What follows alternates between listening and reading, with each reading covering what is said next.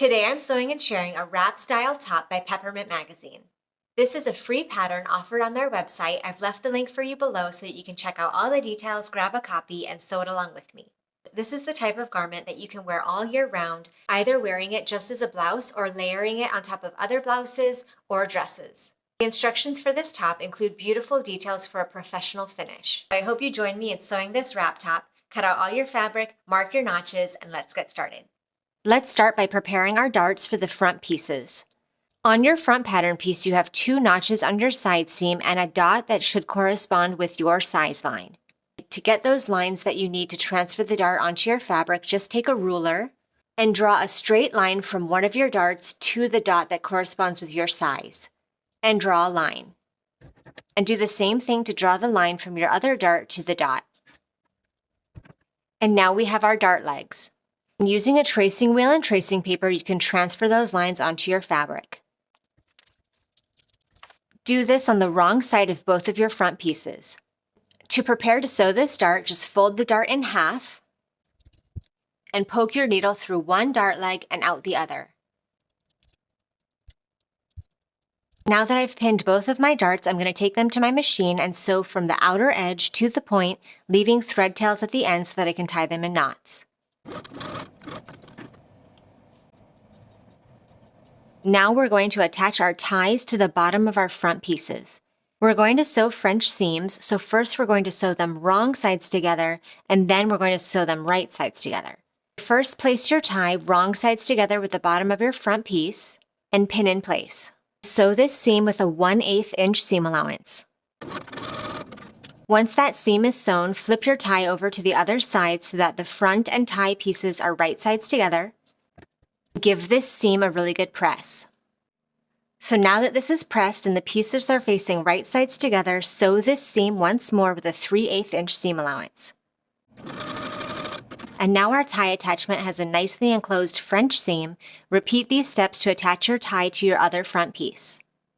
To finish the top raw edges of our front bodice pieces, we're going to do a rolled hem. I've taken my front bodice piece to my ironing board, and I've folded the top raw edge to the inside by 1/2 inch, all the way from the shoulder seam to the end of my tie. Now I'm going to take that raw edge and fold it to the crease, and then fold it once more on the crease and pin in place. Once you have your rolled hem pinned in place from the shoulder to the end of the tie, take it to your sewing machine and edge stitch close to the bottom fold of your hem all the way around. And do this for both of your front pieces. Even though the pattern doesn't call for it, I've chosen to add interfacing to my back facing piece. And for the bottom rounded edge, I'm choosing to finish it with a rolled hem.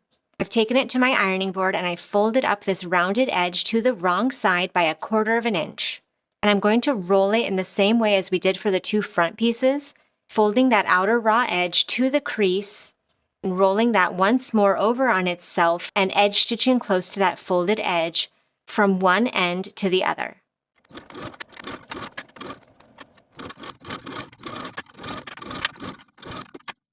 Now grab your back bodice piece and place both of your front bodice pieces wrong sides together with your back bodice piece, so we can begin our French seams for the shoulder seams.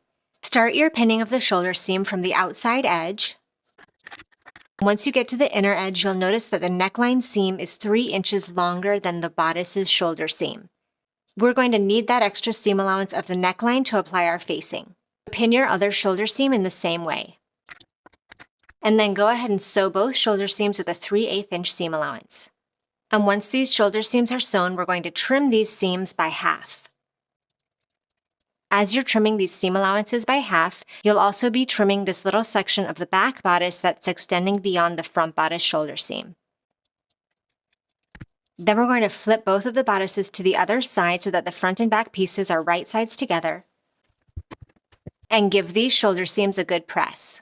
Now that I've pressed that seam and the pieces are right sides together, I'm ready to finish this French seam.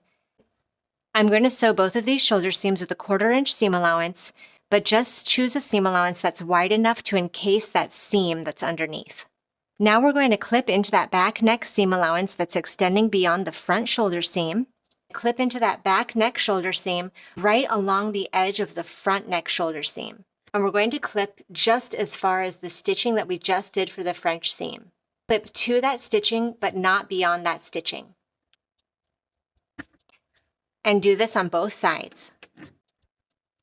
Now with our bodice pieces still right sides together, grab your facing piece and place it right sides together along your back neckline, sandwiching our front bodice in between and pin in place. Make sure to match the center of your facing with the center of your back neck. Now we're going to stitch the facing to the shoulder seams and around the back neckline. For the shoulder seams, we're going to follow the stitching line that we used when we did the French seam for the shoulder seams. Once you get to the center fronts and you can feel your rolled hem underneath, you're going to pivot your needle right at that intersection point and then continue stitching your neckline with a 3/8 inch seam allowance. And when you get back to your shoulder and you can feel your rolled hem underneath again, pivot with your needle in place and continue this shoulder seam, again matching the stitching line that you used for your French seam.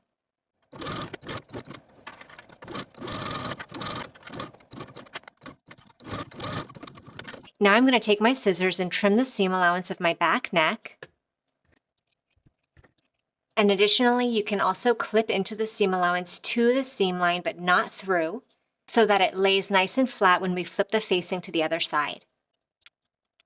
Now I'm going to pull that facing so that it lays out flat, and we're going to understitch.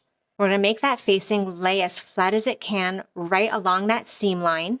And then we're going to stitch this seam allowance to the facing about 1/8 of an inch away from our original stitching line, all along this back neckline.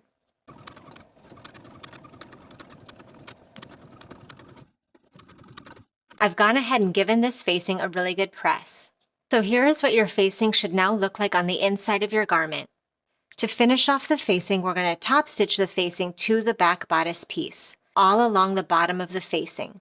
Place pins in the facing to secure it in place.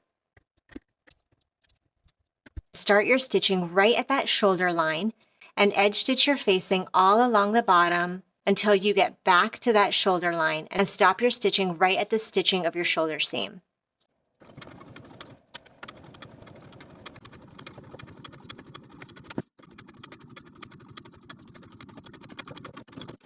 So now here's what my facing looks like on the inside and on the outside, with nice cohesive top stitching outlining my facing on the inside. Now we can start sewing our side seams.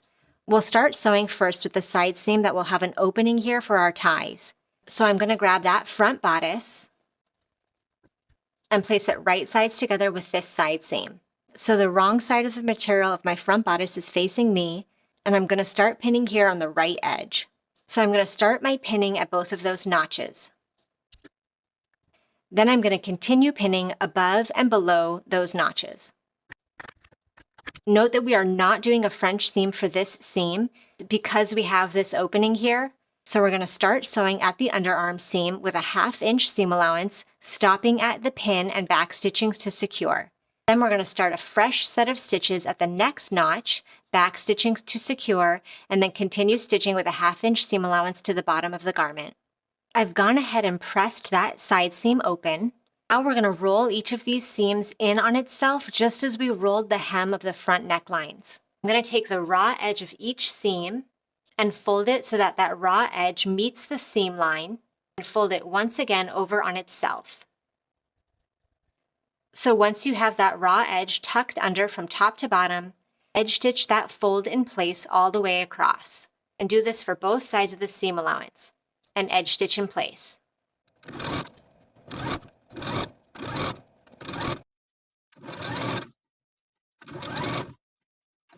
So here is my finished seam on the inside, nice and clean so that it matches the aesthetic of the rest of the blouse, and we still have that opening for our tie. For the other side seam, place your front and back bodices wrong sides together so that we can do a traditional French seam here. Now with your front and back bodice wrong sides together for this side seam, sew with a 1/8 inch seam allowance. And then once you've sewn that seam, flip your front bodice to the other side so that the pieces are now right sides together. Give that seam a good press and then sew again with a 3/8 inch seam allowance. Now fold your sleeves in half wrong sides together and sew this seam with a 1/8 inch seam allowance. Once that's sewn, you can turn it wrong side out, give that seam a good press, and sew it once more with a 3/8 inch seam allowance. And repeat these steps for your other sleeve as well. At the top of your pattern piece for your sleeve, you have one notch indicating the front of your sleeve and 2 notches indicating the back of your sleeve. At the top of this sleeve cap, we're going to gather between the front notch and the back notch. Use the longest stitch length on your machine, based with about a 1/4 inch seam allowance, leaving thread tails on both sides so that you have thread to pull to ease the sleeve cap into the armhole. Now that my sleeve cap has these easing stitches, I'm ready to start attaching it to its corresponding armhole using French seams again here. I'm going to start by placing them wrong sides together, matching the notch at the top of my shoulder with the shoulder seam of my bodice, and pinning in place. Then I'll match up the underarm seams and pin in place. And then I can match up my front and back notches. On both sides of the underarm seam, I'm going to pin from the underarm seam to the notches because this portion of the sleeve will not be gathered. And now you'll notice from the notch to the shoulder seam, your sleeve has a little bit more fullness than the armhole has. So we can start pulling the basting stitches to ease in the fullness of the sleeve into the armhole between this section. Keep in mind that these stitches are not intended to form gathers that are visible from the outside of the garment. We're just trying to fit the material together. Any rippling that happens needs to happen within the seam allowance and not beyond. So you can just slightly pull on those basting threads until you get a perfect fit between notch and shoulder seam and pin in place. Do the same thing on the other side of that shoulder seam. Now we can take this to our sewing machine and start our French seam by sewing all around the armhole with a 1/4 inch seam allowance. Sew with your sleeve easing stitches facing you so that you can keep your eye on the material and make sure that you're not catching any puckers as you sew around the armhole.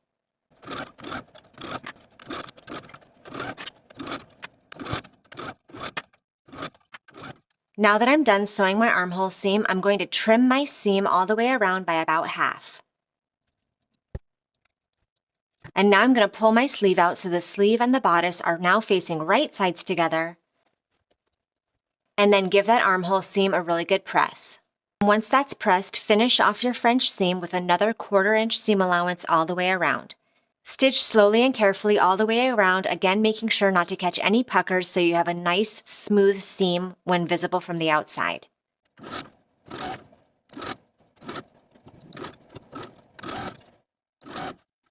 And repeat all of those steps on the other side to complete your other armhole. Now to hem the bottom of the garment, I've gone to my ironing board and starting with the ties, I've pressed up the bottom raw edges to the wrong side of the garment by 1/2 inch. Continue this pressing all along the bottom of the garment, all along the bottom raw edge, all the way across to the bottom of your opposite tie. And then we're going to roll this hem just as we did for the front necklines. Now with that crease in place, take the raw edge and fold it to the crease, and then fold the material on the crease. And you're going to edge stitch along this folded edge from one end of the tie all the way across the back to the other end of the tie. Once we've done rolled hems all along the bottom of the garment, we can also roll the hems at the end of each tie. I've taken these to my ironing board and pressed up the raw edges of each tie to the wrong side by 1/2 inch. I'm going to take that raw edge to the crease and on the crease, pin in place, and then again edge stitch close to the inner fold for both ties. And now the very final step is to hem the bottom of both sleeves. I've taken the sleeves to my ironing board and pressed up the raw edges to the wrong side by 3/8 of an inch. Then you'll press them once more an additional 1 1/4 inch. Do this pressing all the way around the bottom of both of your sleeves, and then edge stitch close to that inner fold all the way around, and you're all done with your blouse. Thank you for watching this sew along. Make sure you check out my other videos for more great sewing inspiration, and I'll see you in the next video.